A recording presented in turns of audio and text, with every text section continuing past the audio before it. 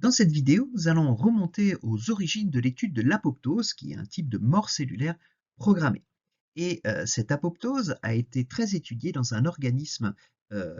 qui s'appelle Caenorhabditis elegans, qui est un nématode et qui était un modèle parfait pour étudier cette mort cellulaire programmée, parce que les divisions cellulaires et le nombre de cellules dans cet organisme sont très stéréotypés et très reproductibles, et on sait qu'au bout du développement, un adulte de Caenorhabditis elegans va avoir exactement 959 cellules somatiques, et donc on connaît le lignage de chacune de ces 959 cellules. Et donc en fait, il y a plus de cellules que ces 959 qui sont générées, mais certaines d'entre elles vont disparaître et vont mourir de manière active par apoptose. Et donc c'est cela qui rend Caenorhabditis un modèle particulièrement, comme un modèle particulièrement intéressant pour étudier ces phénomènes, puisque ça peut être quantifié et visible de manière particulièrement facile. Et dans Caenorhabditis elegans, on peut faire également de la génétique. Et l'association entre l'observation de ce lignage cellulaire, qui est absolument facile, et la génétique a permis de caractériser un certain nombre d'effecteurs de l'apoptose, c'est-à-dire des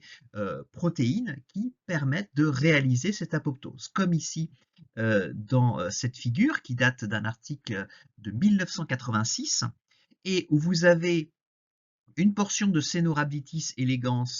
en haut, où vous voyez un certain nombre de cellules rondes qui sont soulignées par les longues flèches ici, et il s'agit de cellules apoptotiques, donc des cellules qui sont en train de mourir, de s'arrondir, et avec tout un tas de processus de dégradation qui ont lieu à l'intérieur. En dessous, vous avez un mutant, un Caenorhabditis elegans mutant, un mutant qui s'appelle STED3. Et dans ce mutant 7.3, on se rend compte que dans la région où normalement on devrait voir des cellules apoptotiques toutes rondes, ici, eh bien, il n'y en a pas. Et donc on a bien vérifié qu'on observe bien la même région de Caenorhabditis elegans, que vous avez les petites